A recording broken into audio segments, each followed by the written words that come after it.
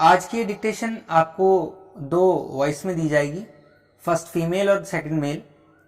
और इस डिक्टेशन में बहुत ही मिसलेनियस टॉपिक्स हैं, कुछ अलग अलग तरीके की टॉपिक्स हैं जो जनरल टॉपिक्स में हैं। तो ये आपको 100 की स्पीड पे दिए जाने वाला है अलग वॉइसेस में। सो तैयार रहिए, इसके लिए आपकी डिक्टेशन शुरू होने वाली है। India is a land of villages. A majority of her population lives in villages. Most of them are farmers. Agriculture is their main occupation. They work on the fields that are around the village. Indian economy is an agricultural one. So the importance of the farmer is very great.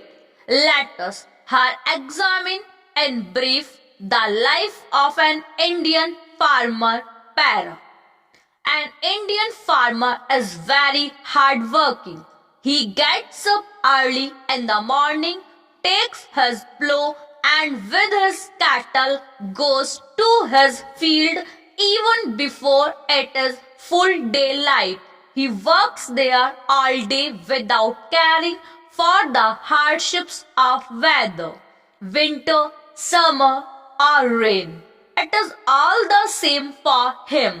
We find him working on his field, sowing, plowing or reaping in beating cold as well as in the hot winds or summer para.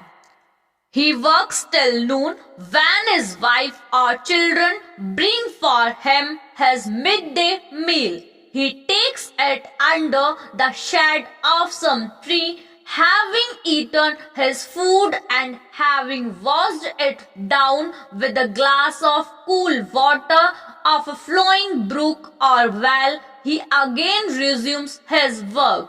Often he sings a song to break the monotony of his hard labor para.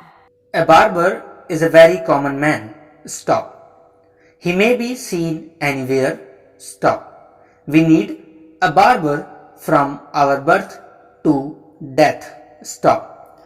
A village barber earns his bread by shaving people. Stop. He is a part of Hindu social life. Stop.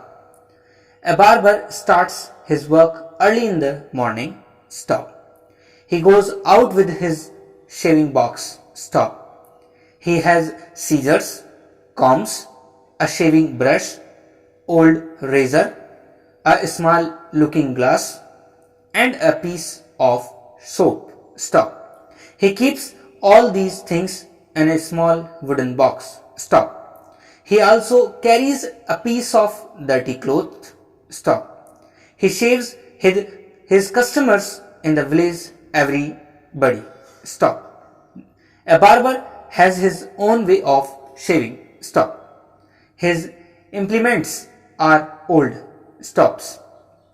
He wraps the dirty piece of cloth around the neck of the customer. Stop.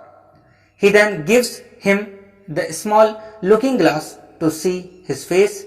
When the customer is ready, he starts his work. Stop.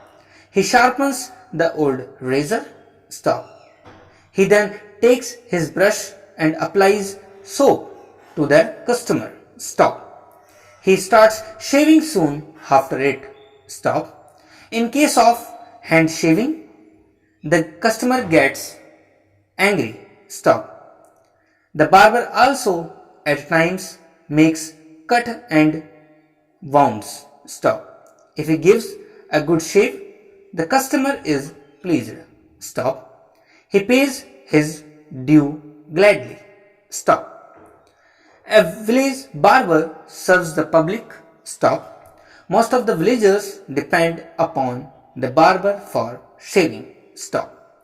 The village barber goes to them every third or fourth day for their shaving. Stop. The barber has contact with many families in the village. Stop.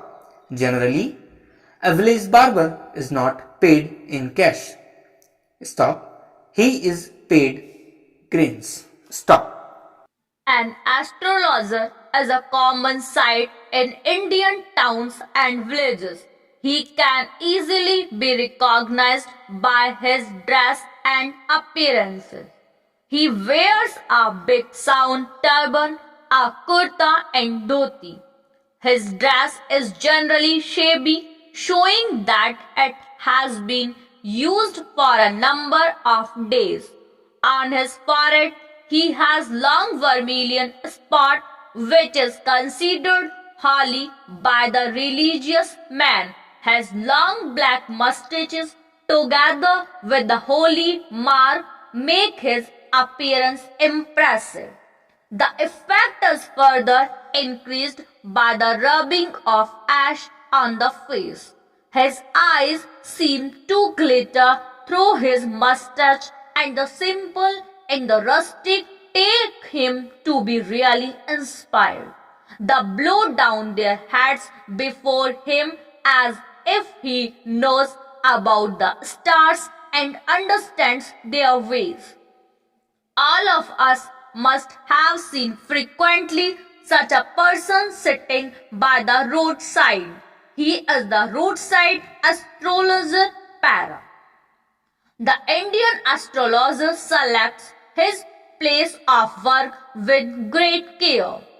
The simple villagers, laborers, women and other uneducated people and also superstitious sections of society are among his clients. He therefore sits by the roadside which is frequently visited by them. The road he sits by is a busy, but he would select for himself a shaded place a bit removed from the busy road path. An Indian juggler or magician, as he is called, is a common sight in Indian bazaars. Stop. He can easily be recognized by his loose and long kurta, dhoti, and the turban on his head. Stop. He is usually followed by a crowd or by street children and boys eager to see his feats. Stop. Often dogs also follow him, barking loudly at his strange figure. Stop. He usually selects a wide open space by the roadside. Stop. However, he is not averse to showing his fats in private palaces, as the compounds of big kothis and schools. Stop.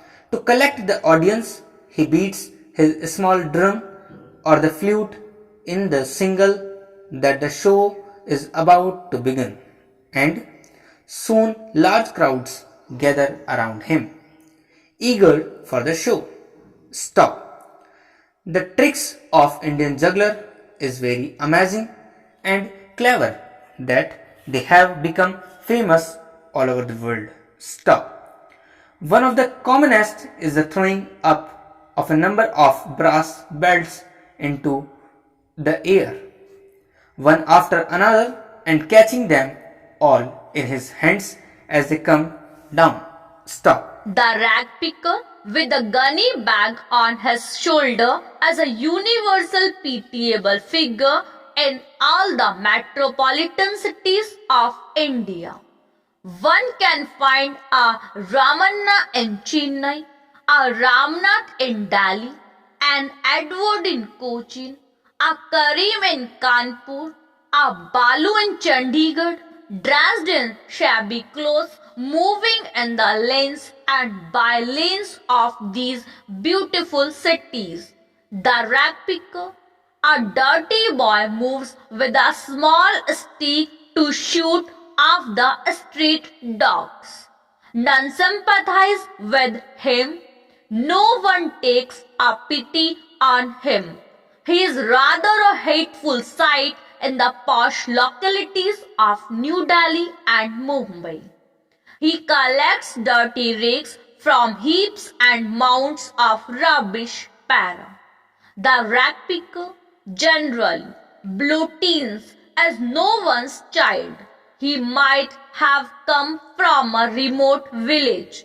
He might have been abandoned by his parents. He may be working under slum mafia who has provided a roof to him to sleep.